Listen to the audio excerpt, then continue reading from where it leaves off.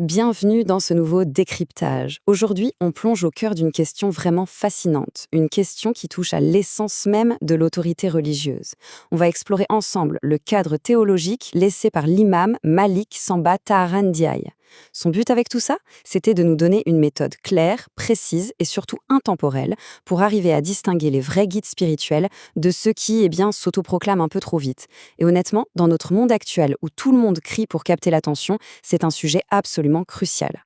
Alors, pour bien saisir cette pensée, on va suivre un plan très simple. On verra d'abord les 3 catégories de marabouts, ensuite les héritiers du livre sacré, on abordera le défi moderne du discernement, puis la méthode pour reconnaître un vrai guide, et on finira sur un point essentiel, la transmission par le disciple.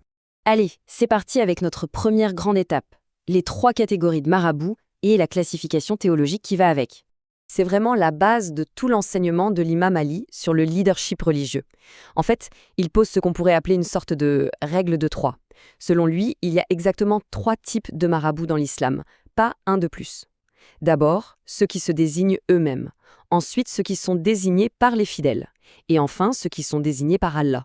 Et c'est là que ça devient intéressant, parce que l'origine de cette autorité, ça change absolument tout. C'est littéralement le jour et la nuit. Du coup, le contraste est juste saisissant. D'un côté, on a les 2 premières catégories, ceux qui s'autoproclament et ceux que les gens choisissent. Le texte est très clair là-dessus. Ces personnes-là n'ont tout simplement pas l'autorisation divine pour parler, prêcher ou guider qui que ce soit. Zéro mandat divin. De l'autre côté, en opposition totale, on a la 3e catégorie, ceux choisis par Allah. Et c'est la seule, l'unique catégorie véritablement habilitée à enseigner, à orienter les croyants et à diriger la prière. C'est le mandat divin exclusif.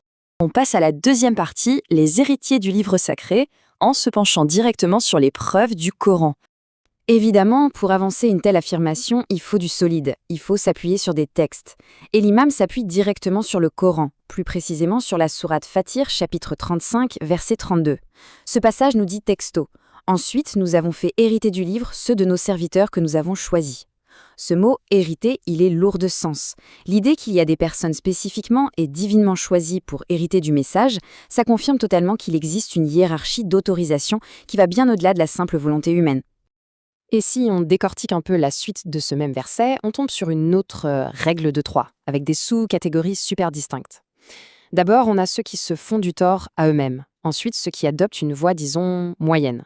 Mais celle qui nous intéresse vraiment aujourd'hui, c'est la 3e. Ceux qui devancent les autres dans les bonnes œuvres, et attention, c'est précisé, avec la permission d'Allah. C'est le niveau maximum. Cette fameuse permission divine, c'est la clé de voûte pour prouver une vraie légitimité spirituelle. Ce qui nous amène logiquement à notre 3e point, le défi moderne du discernement,